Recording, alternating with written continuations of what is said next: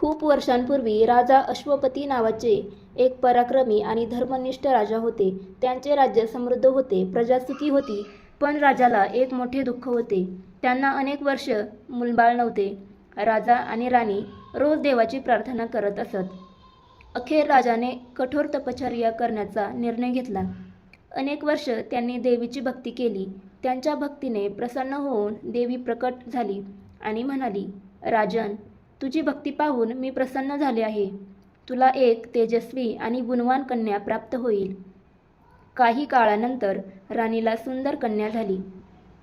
देवीच्या कृपेने जन्म झाल्यामुळे तिचे नाव सावित्री ठेवण्यात आले. सावित्री जसजशी मोठी होत गेली तसतशी तिचे सौंदर्य, बुद्धिमत्ता आणि सद्गुण सर्वत्र प्रसिद्ध झाले. तिच्या तेजस्वी व्यक्तिमत्वामुळे अनेक लोक तिचे कौतुक करत असत. पण तिच्या योग्यतेचा वर कुणालाच सापडत नव्हता.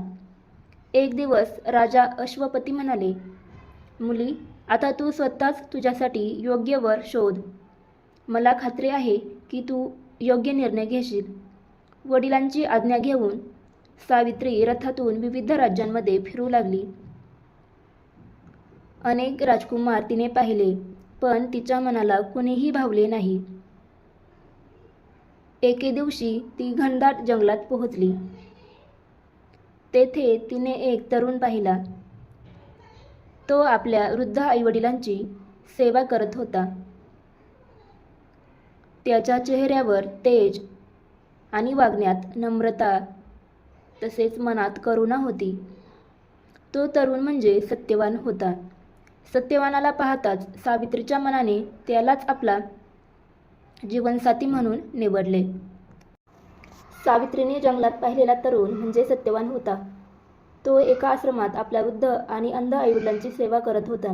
त्याचे वागणे, नम्र स्वभाव आणि कर्तव्यनिष्ठा पाहून सावित्री खूप प्रभावित झाली.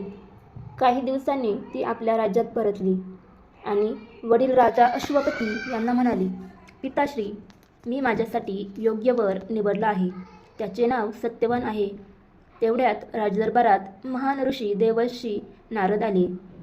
राजाने त्यांना सावित्रीच्या निवडीबद्दल सांगितले. नारदांनी काही क्षण ध्यान केले आणि म्हणाले, सत्यवान सर्व गुणांनी परिपूर्ण आहे. त्याच्यासारखा सद्गुणी तरुण दुर्मिळ आहे. पण एक मोठी अडचण आहे. हे ऐकताच राजाच्या चेहऱ्यावर चिंता उमटली. काय अडचण आहे ऋषीवर? राजाने विचारले. नारद म्हणाले, सत्यवानाचे आयुष्य फार कमी उरले आहे.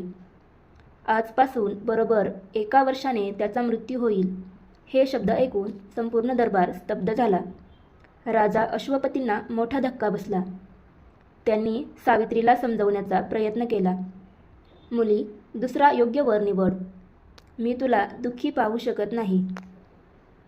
पण सावित्री शांतपणे म्हणाली, पिताश्री, एकदा निवडलेला मार्ग मी बदलणार नाही. माझ्या मनाने सत्यवानालाच माझा पती मानले आहे. सावित्रीचा निर्धार पाहून राजा आणि राणी काही बोलू शकले नाहीत. अखेर त्यांनी तिच्या निर्णयाला मान्यता दिली. लवकरच सावित्री आणि सत्यवान यांचा विवाह मोठ्या आनंदात पार पडला. विवाहानंतर सावित्री राजवाड्याचे सुख सोडून पतीसोबत जंगलातील आश्रमात राहू लागली. परंतु तिच्या मनात नारदांनी सांगितलेली गोष्ट सतत घोळत होती.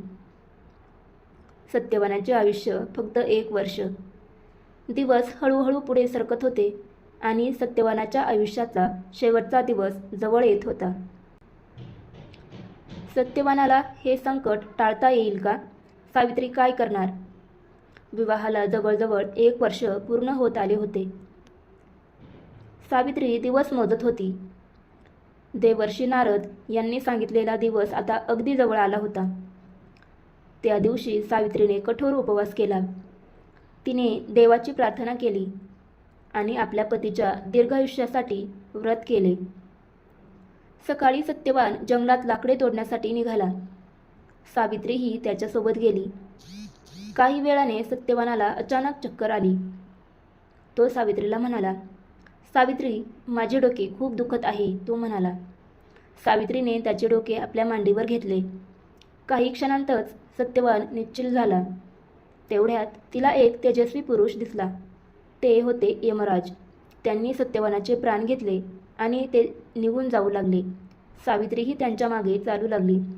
यमराज म्हणाले, सावित्री, इथून पुढे येऊ नकोस.